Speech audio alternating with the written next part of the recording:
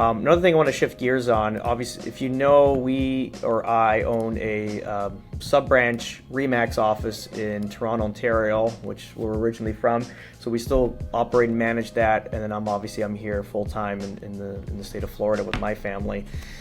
But so I can talk about high level, both sides of the border, because I deal on high level on both sides of the border. So just to kind of go through this, I know there's a lot of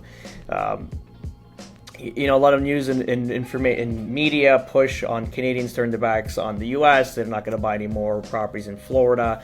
Yes and no. There's going to be a small part of that population that won't buy based on their emotions and feelings, and there's a lot of them that just don't really give a shit and they want to be in the sun. And then there's people that are politically more aligned with the United States. So it's in this current administration, clearly. So you're going to have a small portion, and it was amazing the amount, because I was always saying it's going to be 10 to 15% of the buyers. And let's take a look at what it says here. And just remember, I'll talk about this shortly after I present this, or maybe I should do it now.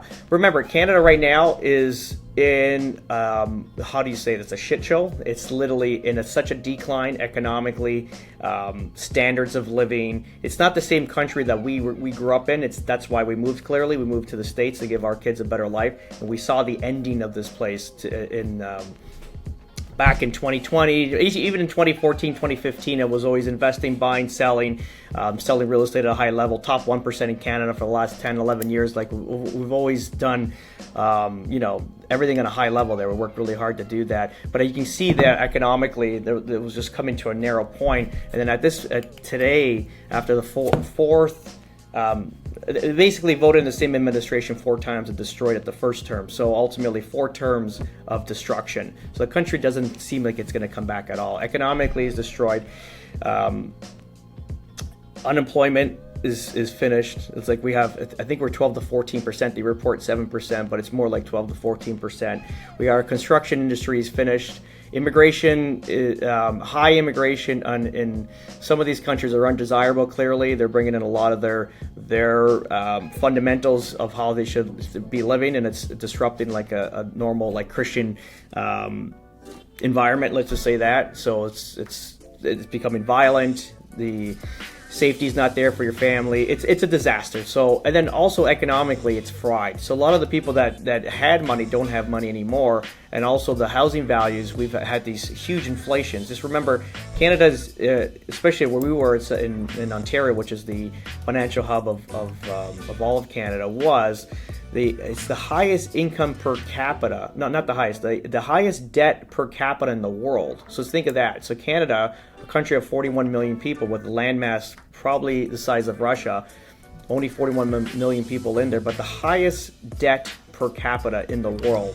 So they're indebted insanely there. Why? Because housing prices are insane. When you buy, a first-time buyer buys a townhouse, like let's say someone just gets married and wants to buy a townhome or something small, they're at, now that you can get away at $700,000, but at the height of the market, like in an undesirable area, let's say 50 to an hour north of the downtown core, you're going to be at $1 million plus, $1 million, $1.2 million. Desirable in a sense, but it's not like it's not close to the city. It's not like a great location. So $1.2 million, $1.3 million, $1.4 million. So you had first-time buyers literally putting $200,000 down and carrying $1 million mortgages, because that's probably where the average mortgage is in Canada right now, especially in Southern and Ontario, where it's between $800,000 to $1 million. So with that said, a lot of that people that bought in during COVID pandemic period, where the inflation was at the highest, are more than likely underwater now, or chewed up all of their initial capital that they invested into the property. So it's not like if you want to invest, or you want to snowbird, or you want to do a lot of stuff, a lot of these people have been taken out of the market. I hope they add that to these schematics here, these numbers, because it's the affordability issue at the same point. But let's keep going. I just wanted to get that clear as well. And I'm not defending Florida. I am, in a sense, where I want to just get the record straight of what's currently happening, because we can't just read articles and believe it's someone's interpretation on the news, and we should just believe that, because there's always other segments, and I have to be I do that when I'm reading things as well. I want to get second and third opinions. So just to kind of go through this, America's northern neighbor plunged. So it says here, online traffic from America's northern neighbor plunged from 40% to 34%. So 6% less, I guess, traffic on the internet. This is realtor.com, which is fair. But there's higher numbers down this way. Let's see. So these are all the states that are getting affected. Texas, Florida. I quite don't know what this is. Is this the Midwest? It might be Chicago. And then this is New York, LA, and this must be Arizona, if I'm not mistaken. I'm not sure what this is here. Let's see here. I just want to read through this a bit. According to the most recent data, Canada accounted for more than 73% of international online traffic for Naples in the fourth quarter of 2024. Fast forward to the beginning of this year, that figure shrank down to, let's say, 60%, so down 13%. For basically the interest. And again, that's going to be on affordability and also emotions, clearly, because there's a lot of people that I talk to every day that want to actually physically move here. It's not people actually want to leave their lives and move and on board, especially in our part of Florida out this way here, Southwest. And so I'm getting a different read on all this. Why? Because I'm working both sides of the border at a high level. I'm talking to people that are emotional about the tariffs, and I'm also talking to people that want to invest, clearly move their money out of Canada because economically it's not looking too good for probably the next 10 years. Just get this, an economist said to get Canada back to its original state where we were used to, because it was a great place. It was America's cool cousin, you know what I mean? It just never caused any trouble, and it was great for the citizens, and economically we did well there, clearly. And they said it'll take 40 years to get it back to where it was, so which is insanity. I imagine being 43 now, it'll be 83 by the time it gets back to the original standards. This is why we moved to the States, in order to give our kids a better life, to be honest.